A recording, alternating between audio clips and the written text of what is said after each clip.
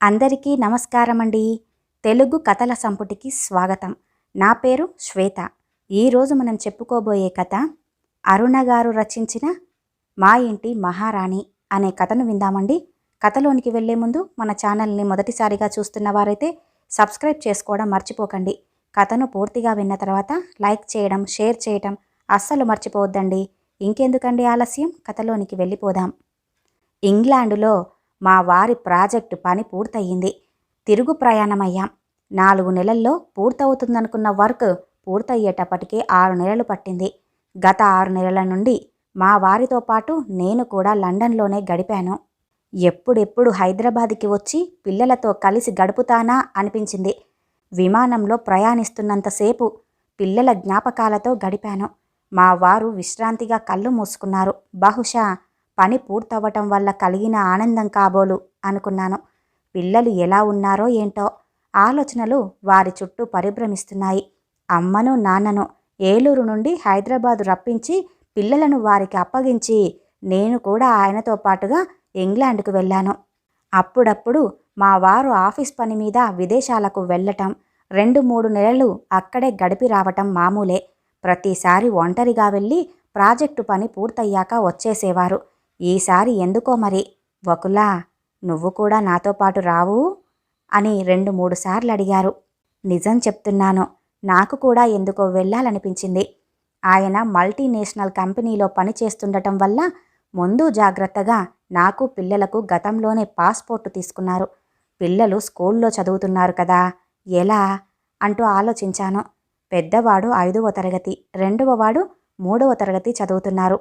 నాన్నగారితో ఫోన్లో మాట్లాడాను. నాన్న బ్యాంకులో మేనేజర్గా చేసి మొన్న ఈ మధ్యనే రిటైర్ అయ్యాడు. అమ్మ నాన్న ఏలూరులో సొంత ఇంట్లోనే ఉంటున్నారు. మీరిద్దరూ కూడా సరదాగా వెళ్ళి రండమ్మా. 4 నెలలే కదా అంటున్నావు. మేము హైదరాబాద్కి వచ్చి పిల్లల్ని జాగ్రత్తగా చూసుకుంటాంలే. మీరు నిశ్చింతగా వెళ్ళిరండి అన్నారు నాన్న. అమ్మ పిల్లల్ని చూసుకోగలదా నాన్న అంటూ సందేహంగా అడిగాను. అమ్మ మీద పిల్లల బాధ్యత వదిలి వెళ్ళాలంటే మనసులో ఎందుకో ఒకంత గిల్టీగా అనిపించింది. పర్వాలేదమ్మా, నేను ఖాళీగానే ఉంటాను కదా, అమ్మకు పనుల్లో సాయం చేస్తానులే.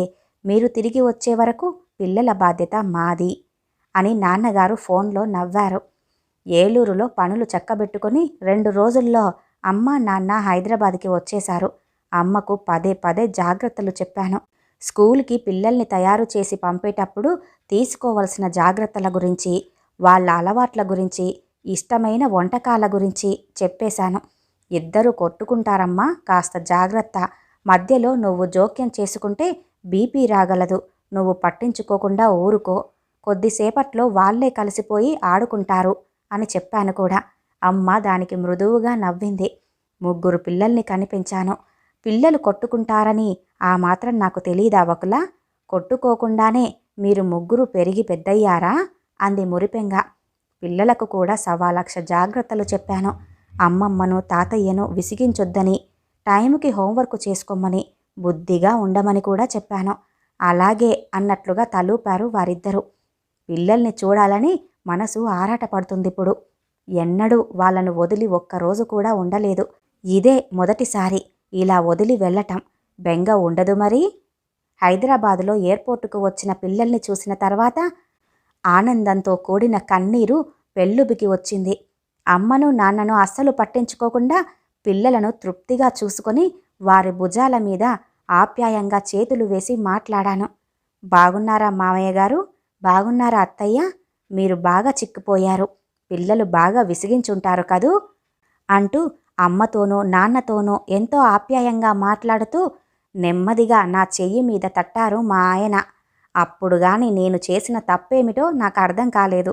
మరుక్షణంలో తేరుకొని వారి వైపు తిరిగి క్షేమ సమాచారాలు అడిగి తెలుసుకున్నాను. పిల్లలు అలుపెరగకుండా కబుర్లు చెబుతూనే ఉన్నారు. వారి కోసం తెచ్చిన బహుమతులు చూసి సంబరపడ్డారు. స్నానం చేశాక హాయిగా అనిపించింది. వంటగదిలో పనితో సతమతమవుతున్న అమ్మ దగ్గరికి ఆప్యాయంగా వెళ్ళాను. అమ్మా, నేను వంట చేస్తాను, నువ్వు కాస్త రెస్ట్ తీసుకో అంటూ చకచక పని చేయసాగాను. ఇంగ్లాండులో మేము చూసిన పర్యాటక ప్రాంతాల గురించి, అక్కడి ప్రజల అభిరుచులు అలవాట్ల గురించి అమ్మకు వివరించి చెబుతూ వంట పూర్తి చేశాను. భోజనాలు పూర్తయ్యాయి. బెంగుళూరులో ఉన్న అక్కకు, ఢిల్లీలో ఉన్న అన్నయ్యకు ఫోన్ చేసి మాట్లాడాను. బందరులో పూర్వీకులు ఇచ్చిన పాత ఇంట్లో ఒంటరిగా కాలం గడుపుతున్న మా అత్తగారికి ఆయన ఫోన్ చేసి మాట్లాడారు. ఆమెతో నేను మాట్లాడి చాలా కాలమే అయ్యింది. ఆయన చేతిలో నుండి ఫోన్ తీసుకుని అత్తగారితో మాట్లాడాను. అత్తయ్య, బాగున్నావా? ఆరోగ్యం ఎలా ఉంది అంటూ అడిగాను. బాగానే ఉన్నాను. మీ అందరినీ చూడాలనిపిస్తోంది అందావిడ. నేను బదులు చెప్పలేకపోయాను. ఫోన్ ఆయనకు ఇచ్చి ఎవరో రావటంతో హాల్లోకి వెళ్ళాను. మా వారు ఫోన్లో తల్లితో మాట్లాడుతూ బాల్కనీలోకి నడిచారు. కొద్దిసేపు గడిచింది. వకులా, అమ్మను చూడాలనిపిస్తోంది. బందరుకు వెళ్ళి వస్తాను. వీలైతే నువ్వు పిల్లలు కూడా రాకూడదు? మనల్ని చూడాలని అమ్మ ఆశపడుతోంది అన్నారాయన. పిల్లల గదిలో అల్మారా సర్దుతూ తల తిప్పి ఆయన వైపే చూశాను. అభ్యంతరం చెప్పాలనిపించింది. పిల్లలకు సెలవులు లేవు. అటు ఇటు తిరిగితే పిల్లల చదువు పాడైపోతుంది అన్నాను. పోనీ నాతో పాటు నువ్వు కూడా రావద్దు?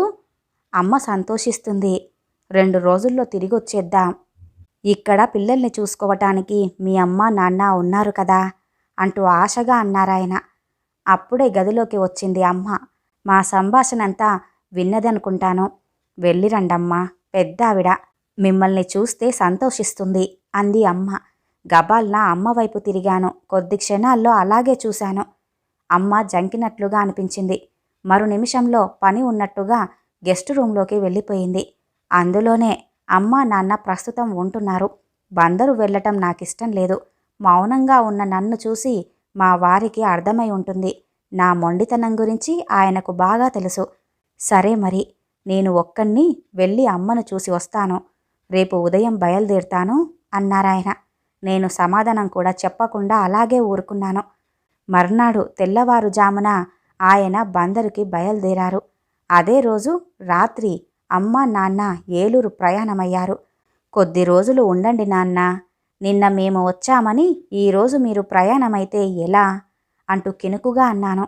అమ్మ నాన్న ఇవాళ ప్రయాణమవుతారని నేనస్సలు ఊహించలేదు. నాన్న నవ్వేశారు. ఇల్లు వదిలి వచ్చి చాలా కాలమైంది కదమ్మా. పిల్లల్ని చూసుకోవటానికి ఇంతకాలం ఇక్కడ ఉండాల్సొచ్చింది.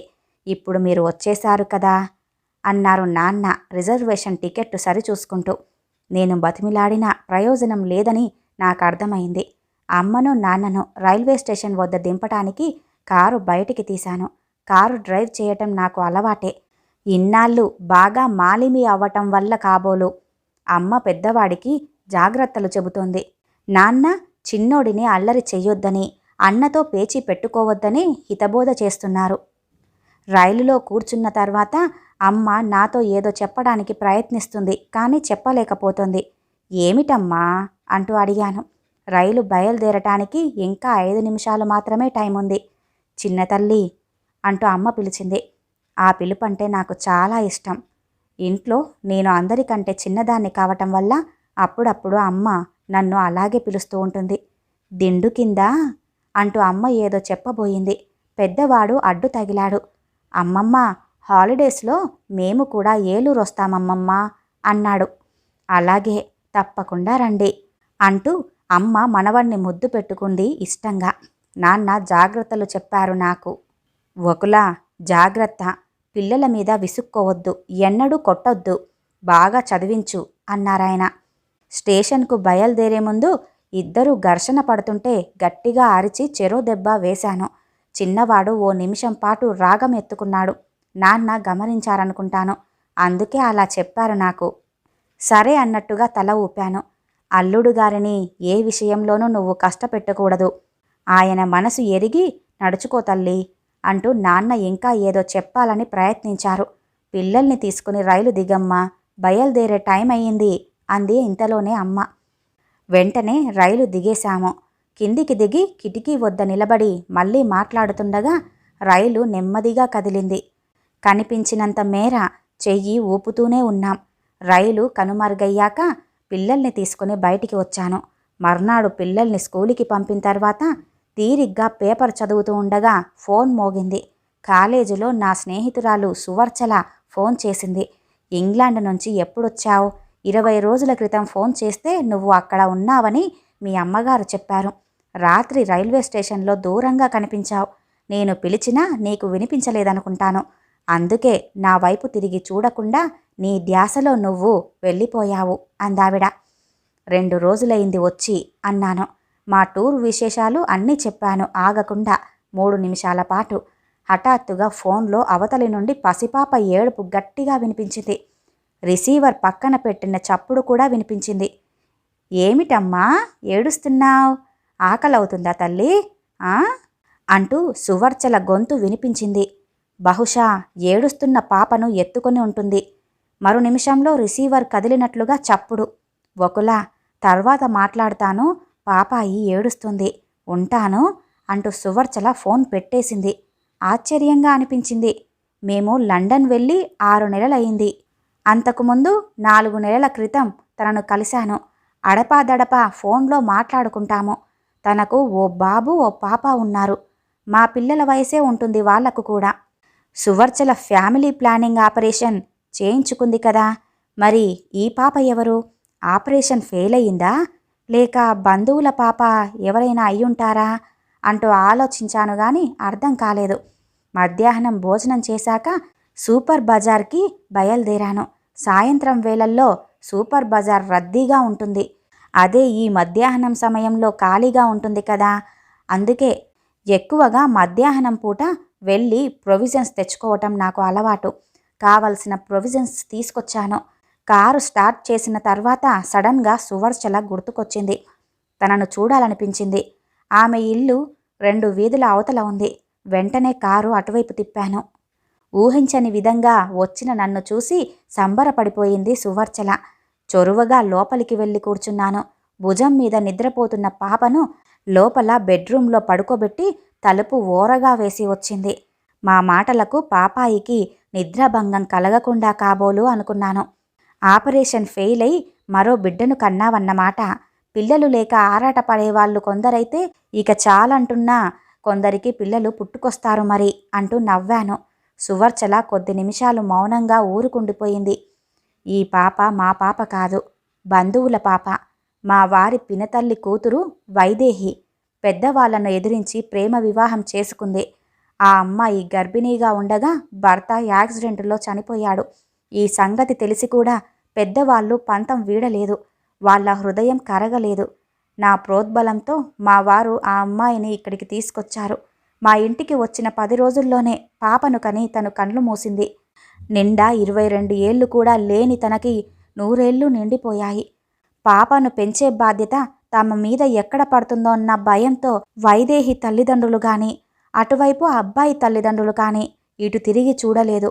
పాప బాధ్యత మనస్ఫూర్తిగా నేనే అంగీకరించాను అంటూ చెప్పింది నా స్నేహితురాలు. లోపలికి వెళ్ళి నిద్రపోతున్న పాపాయిని చూశాను. స్నేహితురాలిని అభినందించి ఆమె పిల్లల గురించి, భర్త గురించి అడిగి తెలుసుకున్నాను. కాసేపు కబుర్లు చెప్పుకున్న తర్వాత ఇద్దరం లెమన్ టీ తాగాము. సువర్చల వద్ద సెలవు తీసుకుని ఇంటికి చేరుకున్నాను. ఈయన బందరు నుండి ఎప్పుడొస్తారో అంటూ ఆలోచిస్తున్నాను. హృదయంలో ఇది అని స్పష్టంగా చెప్పలేని బాధ కదలాడింది. అత్తయ్య ఎలా ఉందో ఓ క్షణం ఆమె గుర్తుకొచ్చి సర్దుకున్నాను. ఆమె మీద నాకు అయిష్టం ఎందుకో తెలుసా? విలాసంగా నిర్మించుకున్న మా ఇంట్లో ఆ వృద్ధురాలు ఉండటం నాకు సుతరామూ ఇష్టం లేదు. అందుకే ఇంతకాలం ఆమెతో అంటి ముట్టనట్లుగా ప్రవర్తిస్తున్నాను. ప్రేమగా మాట్లాడితే ఇక్కడికి వస్తారేమోనని భయం. అందుకే ఆమె అంటే మనసులో అయిష్టతను ఏర్పరచుకున్నాను. వృద్ధురాలి ప్రస్తావన మా మధ్య రాకుండా జాగ్రత్త పడతాను. కానీ ఇప్పుడు ఎందుకో సువర్చలను కలిసిన తర్వాత మా అత్తగారు జ్ఞాపకం వస్తోంది. మంచం మీద కూర్చొని పుస్తకం చదవటానికి ప్రయత్నించాను. అక్షరాల మీద కళ్ళు ఉన్నా మనసు మరెక్కడో ఉంది. భర్త తరపు బంధువైన ఆ చిన్నారి పాపకు సువర్చల మాతృత్వ మాధుర్యాన్ని పంచుతోంది. మధ్యతరగతి కుటుంబానికి చెందిన సువర్చల ఓ అనాథ పసిపాప బాధ్యతను సంతోషంగా స్వీకరించింది. మరి నేను మా అత్తగారి బాధ్యతను తీసుకోవటానికి సంకోచిస్తున్నాను ఎందుకు? విశాలమైన ఈ భవంతిలో నివసించే నా మనసు ఎందుకింత ఇరుగ్గా మారిపోయింది అంటూ ఆలోచిస్తున్నాను. అంతలో చెయ్యి తగిలి దిండు పక్కకి జరిగింది. దిండు సరిచేస్తూ ఉంటే మడత పెట్టిన కాగితం కనిపించింది. ఆశ్చర్యంగా తీసి చూశాను. అమ్మ రాసిన ఉత్తరం అది. రాత్రి రైలు ఎక్కిన తర్వాత దిండు కింద అంటూ అమ్మ చెప్పబోయిన విషయం గుర్తుకొచ్చింది. ఉత్తరం చదవసాగాను. వకులా, నీ కన్న తల్లిని అన్న బాధ్యతతో ఒక చిన్న మాట చెబుతానమ్మా, వింటావు కదూ? బందరులో మీ అత్తగారు ఒంటరిగా ఉంటున్నారు. ఆమెను ఇక్కడికి తీసుకొచ్చి అపురూపంగా చూసుకోవాలి అన్న కోరిక అల్లుడిగారి మనసులో బలంగా ఉందని, కానీ నీకు సుతరాము ఇష్టం లేదని, ఆయన అందుకు సాహసించలేకపోతున్నారని నాకు అర్థమైంది. ఆ వృద్ధురాలిని ఈ వయసులో బాధ పెట్టడం తగదమ్మా. భర్త మనసులోని భావాలు గుర్తెరిగి నడుచుకోవాలి తల్లి. ఆశీస్సులతో మీ అమ్మ అంటూ ఉంది ఆ ఉత్తరంలో. గుండ్రటి అక్షరాలతో ఉన్న అమ్మ చేతి రాత అది. అమ్మ శివభక్తురాలు. నిత్యం శివకోటి రాస్తుంది. అక్షరాలు గుండ్రంగా, శ్రద్ధగా, ఇష్టంగా రాస్తుంది. ప్రతిరోజు రాసే సాధన ఉండటం వల్ల కాబోలు నాకు ఇంత చక్కగా ఉత్తరం రాసిందావిడ. నన్ను నొప్పించకుండా నా బాధ్యతను గుర్తు చేసిన అమ్మను తలుచుకోగానే కళ్ళల్లో నీళ్లు తిరిగాయి. కొద్దిసేపు అలాగే కూర్చుండిపోయాను. దాహంగా అనిపించి లేచి ఫ్రిడ్జు వద్దకు నడిచాను. మంచినీళ్లు తాగాను. అసంకల్పితంగా గెస్ట్ రూంలోకి వెళ్ళిపోయాను. గది నీటిగా సర్దింది అమ్మ. ఇంతకాలం అమ్మ నాన్న ఆ గదినే వాడారు. రూంలో నుండి రాబోతుండగా టేబుల్ మీద కవర్ కనిపించింది. ఏమయ్యుంటుంది? ఒకవేళ నాన్నగారికి సంబంధించిందో ఏమో. తీసి జాగ్రత్త చేద్దామనుకొని దగ్గరకు వెళ్ళి చూశాను. కవర్ మీద నా పేరు కనిపించింది. అందులో నాన్న ఏం రాసుంటారో తేలిగ్గా ఊహించాను. తెరిచి చదివాను. నేను ఊహించింది నిజమే. నాకు హితబోధ చేశారు నాన్న. అమ్మా వకులా, భగవంతుడు నీకు అన్నీ ప్రసాదించాడు. ఏ పూర్వజన్మ పుణ్యఫలమో ఇది. బంగారం లాంటి భర్త, ముత్యాల్లాంటి బిడ్డలు. నీది పరిపూర్ణ జీవితం తల్లి. వృద్ధురాలైన మీ అత్తగారు ఒంటరిగా కాలం గడుపుతోంది. నీ బిడ్డల మీద నీకు ఎంత ప్రేమ ఉందో, తన ఒక్కగానొక్క బిడ్డ అయిన నీ భర్త మీద ఆ వృద్ధురాలికి కూడా అంతే ప్రేమ ఉంటుంది గదా తల్లి. నా మాటలు అర్థమయ్యాయనుకుంటా. ఆలోచించు. నిర్ణయం నువ్వే తీసుకో. కర్తవ్యం నీకే అర్థమవుతుంది. ప్రేమతో మీ నాన్న అంటూ రాసుంది ఆ ఉత్తరంలో. అత్తగారి పట్ల నా నిర్లక్ష్య ధోరణి గ్రహించి అమ్మ నాన్న లోపల ఎంత ఆవేదనకు గురయ్యారో తలుచుకుంటేనే దుఃఖంగా అనిపించింది నాకు. నేనేం చెయ్యాలో నాకు అర్థమయ్యింది. ఇక ఒక్క క్షణం కూడా వృధా చేయదలుచుకోలేదు. ఆయన సెల్కి ఫోన్ చేశాను. నాదొక కోరికండి అన్నాను. చెప్పు అంటూ నిరాసక్తంగా అన్నారాయన. అత్తయ్యను ఇక్కడికి మీతో పాటుగా తీసుకురాగలరా? అత్తయ్య ఎప్పటికీ మనతో పాటే ఉండాలి. ఇది నా కోరిక అంటూ గద్గద స్వరంతో అన్నాను. నిజంగానా అంటూ సంభ్రమంగా అన్నారాయన. నిజంగా. అత్తయ్యకు ఫోన్ ఇస్తారా అంటూ ఆశగా అడిగాను. అలాగే, ఒక్క నిమిషం అంటూ ఎంతో సంతోషంగా ఫోన్ ఇచ్చారాయన. అత్తయ్యతో కొద్దిసేపు మాట్లాడి ఫోన్ పెట్టేశాను. మూసి ఉన్న గెస్ట్ రూమ్ కిటికీ తలుపులు బార్లా తెరిచాను. ధారాళంగా గాలి వీస్తోంది. ఆహ్లాదంగా అనిపించింది నా శరీరానికి, మనసుకి కూడా. పిల్లలు స్కూల్ నుండి వచ్చారు. స్నానం చేసి టిఫిన్ తిన్న తర్వాత ఇద్దరిని ఆ గదిలోకి తీసుకెళ్లాను. ఇక నుండి ఇది గెస్ట్ రూమ్ కాదు, బామ్మ గది. మీ బామ్మ గది. ఇప్పటి నుంచి ఆవిడ మనతో పాటే ఉంటుంది. బామ్మను మనం చక్కగా చూసుకోవాలి, తెలిసిందా అంటూ ఇద్దరికీ అర్థమయ్యేటట్లుగా చెప్పాను. బుద్ధిగా తలుపారు వారిద్దరూ కూడా. మర్నాడు తెల్లవారుజామున ఇంటి ముందు టాక్సీ ఆగింది. అందులో నుండి అత్తయ్య దిగింది, మహారాణిలాగా. ఆ భావన నాకు సంతోషం కలిగించింది. ఆత్మీయంగా ఎదురు వెళ్ళి స్వాగతం పలికాను. ఆయన సంతోషంగా డబ్బు ఎక్కువ ఇవ్వటం వల్ల కాబోలు టాక్సీ డ్రైవర్ కృతజ్ఞతా సూచకంగా మా వారి చేతుల్లో నుండి బ్యాగులు అందుకోబోయాడు. అతన్ని వారించి తల్లి సామానును స్వయంగా మోసుకుంటూ లోపలికి వచ్చారు మా ఆయన. అత్తయ్య స్నానానికి వెళ్ళింది. మా ఇంటి మహారాణిని ఇంతకాలం నేను నిర్లక్ష్యం చేసిన మాట నిజమే. ఇప్పట్నుంచి ఆమెను ఈ రాజభవనంలో అపురూపంగా చూసుకునే శక్తిని మాకివ్వమని, ఆమె స్వేచ్ఛగా ఆనందంగా ఇక్కడ జీవితం గడపాలని భగవంతుణ్ణి మనస్సులోనే ప్రార్థించాను. అమ్మకు నాన్నకు ఈ సంతోషం కలిగించే వార్త చెప్పాలనిపించింది. అమ్మా నాన్న, మా ఇంటి మహారాణి మా ఇంటికి వచ్చింది అన్న మాట వారికి చెప్పేందుకు ఫోన్ చేతిలోకి అందుకున్నాను. ఈ కథ ఇంతటితో సమాప్తమండి. ఈ కథ గనుక మీకు నచ్చినట్లయితే లైక్ చేయండి, షేర్ చేయండి, అలాగే సబ్స్క్రైబ్ చేసుకొని మన ఛానల్ని ఎంకరేజ్ చేయండి. అలాగే మీ యొక్క విలువైన అభిప్రాయాన్ని కూడా కామెంట్ రూపంలో తెలియజేయండి. ఇంత మంచి కథను మనకు అందజేసిన అరుణ గారికి ధన్యవాదాలు తెలియజేస్తున్నానండి.